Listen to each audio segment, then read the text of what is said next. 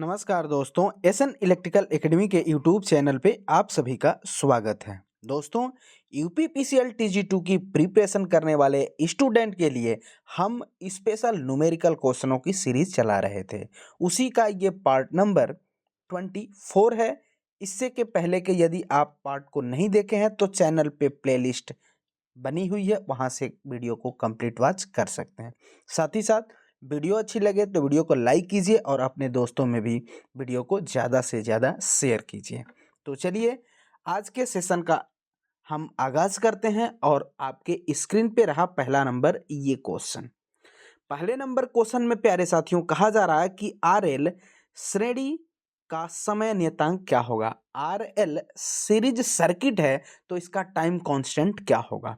तो इसका जो टाइम कांस्टेंट जो होता है इसे हम टाउ से रिप्रेजेंट करते हैं और tau equal to L by R होता है। ये किसका है? आरएल सीरीज सर्किट का टाइम कांस्टेंट है। अगर आरसी सीरीज सर्किट का ही टाइम कांस्टेंट पूछता तो आरसी सीरीज सर्किट का हो जाता टाउ इक्वल टू आरसी हो जाता। इसके बाद R L C series circuit का टाइम कांस्टेंट पूछता तो क्या होता टाउ इक्वल टू 2L/R हो जाता। तो तीनों RL series circuit, RC series circuit और आरएलसी सर्किट का हमने टाइम कांस्टेंट आपको बताया। उम्मीद करेंगे ये आपको समझ में आया होगा। यहाँ पे आरएल सीरीज सर्किट का पूछा गया था तो आरएल सीरीज सर्किट का L/R होता है, अर्थात ऑप्शन नंबर सी बिल्कुल करेक्ट आंसर हो जाएगा, L/R। अगला क्वेश्चन, अगला जो क्वेश्चन है प्यारे साथियों सेकंड नंबर, ये है कि यदि किसी कुंडली का प्रतिरोध 15 ओम और प्रतिबाधा 25 ओम हो तो प्रेरकीय प्रतिघात क्या होगा। 15 ओम रेजिस्टेंस है यानी ये आर का मान है और प्रतिबाधा जो है ये जेड है, इसका मान 25 दिया गया है। तो फिर प्रेरणिक प्रतिघात यानी एक्सल का मान हमें कैलकुलेट करना है।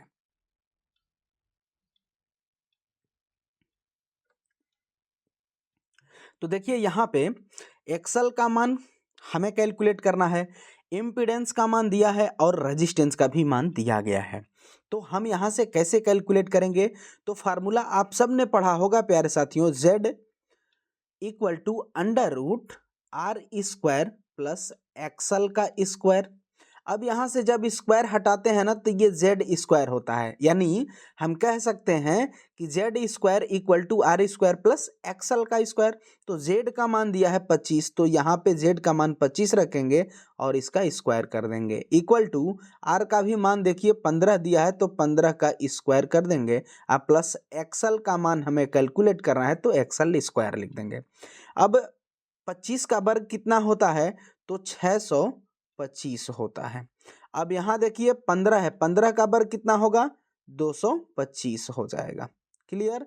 आज जब ये 15 का वर्ग जो है 225 है तो इधर आएगा तो माइनस हो जाएगा, और ये 25 का वर्ग पहले से 625 है तो 625 माइनस 225 कितना होगा?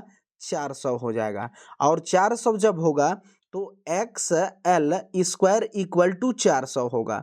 तब यहाँ से एक्सल इक्वल टू करेंगे तो अंडर रूट 400 हो जाएगा। तो 400 का वर्गमूल कितना होगा? 20 हो जाएगा। और एक्सल का भी मात्रक ओम ही होता है, आंसर 20 ओम आएगा। Option number C correct answer हो जाएगा। अगला क्वेश्चन, अगला जो क्वेश्चन है थर्ड नंबर, कि ज्यावक्रीय धारा को I equal to 70 sine 314 T द्वारा निरूपित किया जाता है तो आवृत्ति क्या होगी? फ्रीक्वेंसी कैलकुलेट करना है। यह इंस्टेंटेनियस वैल्यू दिया है, इक्वेशन दिया गया है करंट के रूप में, तो हम इंस्टेंटेनियस वैल्यू करंट के ही रूप में इससे तुलना कराएंगे। तो यहाँ हम लिख सकते हैं I equal to I max sine omega T. अब देखिए I के साथ जो वोल्टेज या करंट का मान होता है, मतलब आई मैक्स यहाँ लिखे हैं तो ये करंट का मैक्सिमम मान है। अगर इस क्वेश्चन में करंट का मैक्सिमम मान पूछा रहता तो फिर साइन के साथ किसका गुणा है? 70 का, तो आई करंट का मैक्सिमम मान 70 हो जाता। चूंकि यहाँ पे फ्रीक्वेंसी पूछा है तो फ्रीक्वेंसी वाला पैरामीटर्स जो होता है वो ओमेगा टी होता है। तो ओमेगा टी यहाँ कितना मिला 314 टी। तो हम लिखेंगे कि omega T equal to 314 T. अब देखिए ये टी से ये टी मारा जाएगा और ओमेगा बराबर 2 पाई एफ होता है इक्वल टू 314। अब यहाँ पे 2 इंटू पाई का मान 3.14 इंटू एफ इक्वल टू 314 रख देंगे। अब ये 2 अंक के बाद देखिए 3.14 है, इसको दशमलव को हटाएंगे तो नीचे में हम 100 लिख देंगे। क्यों? क्योंकि 2 अंक के बाद दशमलव था। अब देखिए 314 से 314 मारा जाएगा और 2 से ये 100 कटेगा 50, यानी फ्रीक्वेंसी कितनी आ गई 50। फ्रीक्वेंसी का मात्रक क्या होता है? हर्ट्ज होता है, और एक दूसरा मात्रक इसका साइकिल पर सेकंड भी होता है। तो यहाँ पे ऑप्शन नंबर बी 50 हर्ट्ज बिल्कुल करेक्ट आंसर हो जाएगा। अगला क्वेश्चन, अगला जो क्वेश्चन है प्यारे साथियों 4 नंबर कि विद्युत वाहक बल का समीकरण E equal to 10√24 sine omega T दिया गया है, तो इसका अधिकतम मान कैलकुलेट करना है। ये जो इक्वेशन दिया गया है वोल्टेज का इंस्टेंटेनियस मान में इक्वेशन दिया गया है, और इसमें वोल्टेज का मैक्सिमम मान पूछा गया है। तब इसी को हम इंस्टेंटेनियस वैल्यू के ही रूप में वोल्टेज का इक्वेशन लिखेंगे, यानी E equal to E max sine omega T हो जाएगा। अब आपसे अभी पिछले क्वेश्चन में हमने डिस्कशन किया, यहाँ पे देखिए साइन के साथ जो रहता है वो मैक्सिमम वैल्यू के रूप में होता है। तो यहाँ पे वोल्टेज किस रूप में है? मैक्सिमम वैल्यू के रूप में है। तो इस क्वेश्चन पे आइए, तो साइन के साथ यहाँ पे किसका इनटू है? तो 10√25 का है। इसका मतलब कि वोल्टेज का जो मैक्सिमम मान होगा यही हो जाएगा, कितना? 10√24, यानी ऑप्शन नंबर बी बिल्कुल करेक्ट आंसर हो जाएगा। अगर इस क्वेश्चन में फ्रीक्वेंसी वाला टर्म की बात किया रहता तो ओमेगा टी और यहाँ पे ओमेगा टी से हम तुलना करते तो वो हो जाता। अगला क्वेश्चन,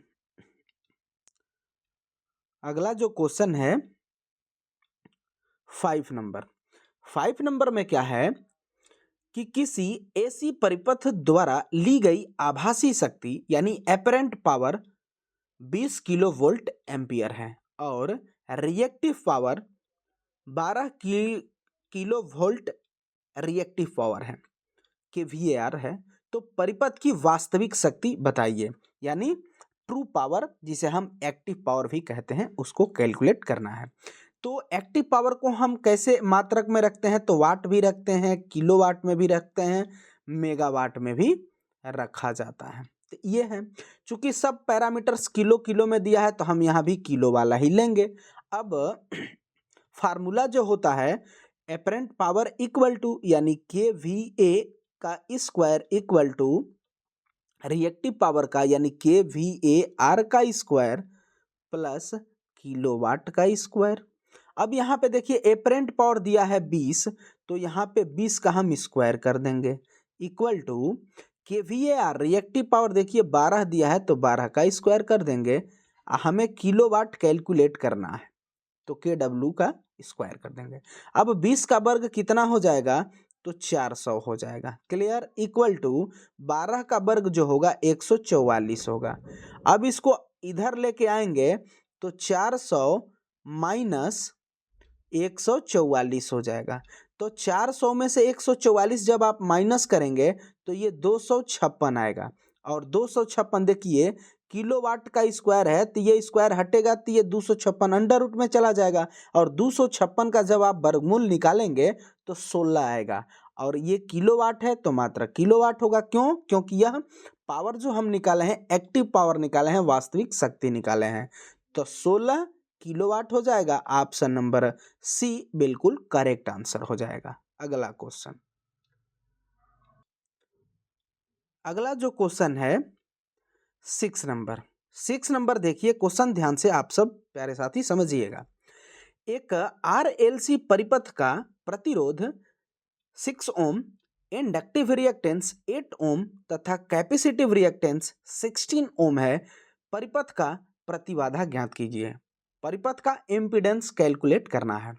तो यहाँ पे देखिए ये R है, R का मान है, ये जो है इंडक्टिव रिएक्टेंस यह एक्सएल का मान है, कैपेसिटिव रिएक्टेंस यह एक्ससी का मान है। हमें जेड इम्पिडेंस कैलकुलेट करना है।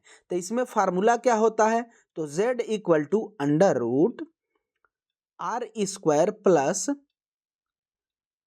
X C minus X L का होल स्क्वायर। देखिए R L C series circuit में ना 3 कंडीशंस बनती हैं।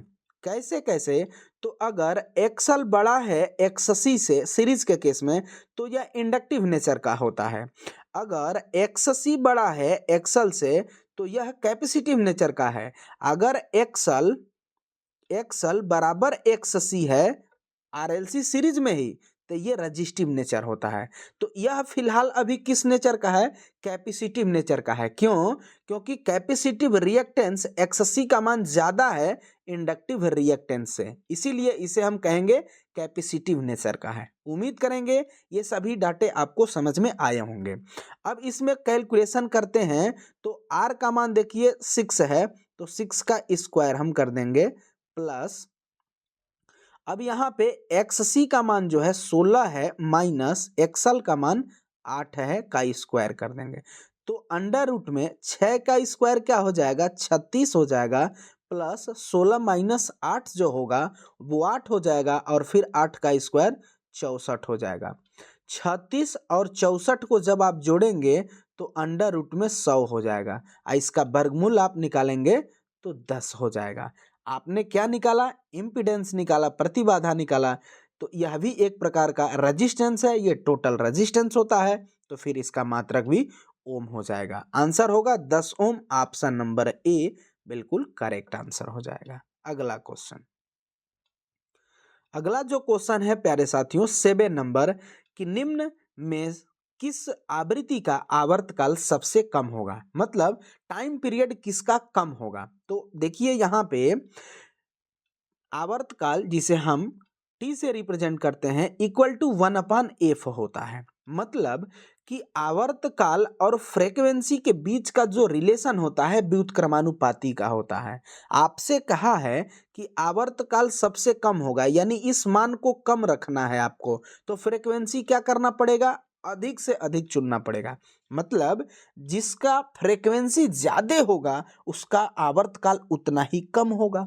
यहाँ से स्पष्ट समझ में आप सबको आ रहा होगा। क्यों, क्योंकि आपस में इन दोनों का रिलेशन जो है व्युत्क्रमानुपाती का है, और क्वेश्चन में कहा है कि आवर्तकाल हमें कम से कम चाहिए, इसको हम घटाएंगे तो फिर फ्रीक्वेंसी को बढ़ाएंगे। अब ये ऑप्शन पाइए और ऑप्शन में देखिए कौन सी फ्रीक्वेंसी सबसे ज्यादा है। तो ऑप्शन नंबर सी में दिया गया है 200 मेगाहर्ट्ज सबसे बड़ी फ्रीक्वेंसी है, तो इस पर सबसे कम आवर्तकाल इसका प्राप्त होगा, इसलिए ऑप्शन नंबर सी बिल्कुल करेक्ट आंसर हो जाएगा। और फ्रीक्वेंसी का मात्रक हर्ट्ज होता है, साइकिल पर सेकंड भी होता है, और आवर्तकाल का मात्रक सिर्फ सेकंड होता है। तो इस चीज को भी आप जरूर याद रखिएगा। ये 608 में ये क्वेश्चन आया हुआ है फ्रीक्वेंसी वाला। अगला क्वेश्चन, अगला जो क्वेश्चन है 8 नंबर, कि एक स्टार संयोजित भार की लाइन धारा 50√2 एम्पियर है तो कला धारा होगी। कला धारा यानी फेज धारा पूछा है। तो देखिए इसमें 2 कंडीशंस बनती है, एक तो स्टार बनती है, एक डेल्टा बनती है। पहले हम स्टार का रिलेशन आपको बता देते हैं। स्टार के केस में होता है कि लाइन वोल्टेज जो होती है वह √3 इंटू फेज वोल्टेज होती है, और करंट में जाएंगे तो लाइन करंट जो होती है वो फेज करंट के बराबर होती है। ये कब होता है, स्टार के केस में, जैसा कि प्रश्न भी कहा है स्टार संयोजित है। तो यहाँ पे लाइन करंट देखिए, इस लाइन करंट का मान 50√2 दिया है, तो फिर ये लाइन करंट फेज करंट के बराबर है, तो फिर फेज करंट का भी मान कितना हो जाएगा, 50√2 ही होगा। यानी ऑप्शन नंबर डी बिल्कुल करेक्ट आंसर हो जाएगा। अगर यही क्वेश्चन प्यारे साथियों डेल्टा के केस में पूछता है तो फिर डेल्टा के केस में क्या होता है उसको भी आप देख लें। डेल्टा के केस में जो है लाइन वोल्टेज फेज वोल्टेज के बराबर होता है, और वहां पे लाइन करंट जो होती है वह √3 फेज करंट के बराबर होती है। क्लियर, ये दोनों हैं। इसके बाद पावर भी हम देख लेते हैं। दोनों में स्टार हो या डेल्टा हो, दोनों में पावर सेम होता है। लाइन के केस में √3 VL IL cos phi हो जाता है, ये I है, IL cos phi हो जाता है दोनों में, स्टार या डेल्टा दोनों में। अगर फेज के केस में पावर पूछे स्टार या डेल्टा दोनों में, तो सेम ही होता है, 3 VPH IPH cos phi हो जाता है। ये VPH माने फेज वोल्टेज और IPH माने फेज करंट। अगला क्वेश्चन, अगला जो क्वेश्चन है 9 नंबर की समांतर RC परिपथ में कुल धारा 5 एम्पियर है, तो प्रतिरोध में 3 एम्पियर धारा है, तो फिर धारिता में कितनी करंट फ्लो होगी। तो जब आरसी समांतर सर्किट होता है तो आरसी सर्किट का हम डायग्राम कैसे बनाते हैं, इसको आप देख लीजिए एक बार। यही तो होता है ना, यह जो है सी का है, ये रेजिस्टेंस का है, और यहाँ पे अप्लाइड करंट हो जाती है, वोल्टेज टोटल यहाँ से करंट जाती है। तो यहाँ से फार्मूला क्या होता है कि सोर्स करंट का स्क्वायर इक्वल टू रेजिस्टेंस में आने वाली करंट IR होती है और कैपेसिटर में आने वाली करंट IC होती है। तो source current I square equal to IR resistance की स्क्वायर का वर्ग प्लस कैपेसिटर में आने वाली स्क्वायर का वर्ग हो जाता है। अब देखिए यहाँ पे सोर्स करंट, जो ये करंट जा रही है, इसका मान दिया है 5 एम्पियर। इसके बाद रेजिस्टेंस वाली करंट का जो मान दिया है वो इस करंट का 3 एम्पियर। तो फिर इस करंट का बताना है। तो यहाँ रखिए सोर्स करंट कितना है, 5 है, तो 5 का स्क्वायर इक्वल टू रेजिस्टेंस वाली करंट जो है 3 है, तो 3 का स्क्वायर प्लस IC का स्क्वायर हमें कैलकुलेट करना है, मतलब कैपेसिटर में इस ब्रांच में करंट हमें कैलकुलेट करना है। तो 5 का स्क्वायर होगा 25 इक्वल टू 3 का स्क्वायर 9 प्लस IC स्क्वायर। अब ये 9 को इधर लाएंगे तो 25 minus 9 equal to IC square हो जाएगा। 25 में से 9 जाएगा 16 और IC स्क्वायर हो जाएगा। तो IC स्क्वायर का हम हटाएंगे तो ये रूट में 16 चला जाएगा। तो अब इस 16 का वर्गमूल निकालेंगे तो 4 हो जाएगा, यही IC का मान होगा, यानी इस कैपेसिटर में फ्लो करंट का मान 4 एम्पियर हो जाएगा। ऑप्शन नंबर डी बिल्कुल करेक्ट आंसर हो जाएगा। अगला क्वेश्चन, अगला जो क्वेश्चन है 10 नंबर की आदर्श सिस्टम कपलिंग का कपलिंग फैक्टर कितना होता है। तो आइडियल कपलिंग है तो उसमें कपलिंग फैक्टर जो होता है वो 1 होता है, और इस कपलिंग को हम टाइट कपलिंग कहते हैं। ऑप्शन यहाँ पे बी करेक्ट आंसर हो जाएगा। तो प्यारे साथियों, ये सभी के सभी क्वेश्चन आपको अच्छे लगे तो प्लीज़ वीडियो को लाइक कीजिए और अपने दोस्तों में ज़्यादा से ज़्यादा शेयर कीजिए। साथ ही साथ यह भी आप सबसे रिक्वेस्ट रहेगा कि प्लीज़ वीडियो को आप ज़्यादा से ज़्यादा शेयर कीजिए और अधिक से अधिक इस चैनल से अपने स्टूडेंट, अपने फ्रेंड को जुड़वाइए। और जो भी स्टूडेंट चैनल पे पहली बार होंगे प्लीज़ चैनल को सब्सक्राइब जरूर कर लेंगे, साथ ही साथ बेल आइकन को भी प्रेस कर लेंगे। UPPCL TG2 के लिए हमने बहुत अच्छे अच्छे क्वेश्चनों को, न्यूमेरिकल क्वेश्चन को बार बार लड़कों की शिकायत थी, स्टूडेंट की शिकायत थी कि यहाँ से क्वेश्चन छूट रहे हैं, तो इसको हमने कवर करने का प्रयास किया हुआ है। तो आपको एग्ज़ाम में बहुत इससे बेनिफिट मिलेगा। तो चलिए इस वीडियो में बस इतना ही, तब तक के लिए bye bye, take care, thanks for watching this video.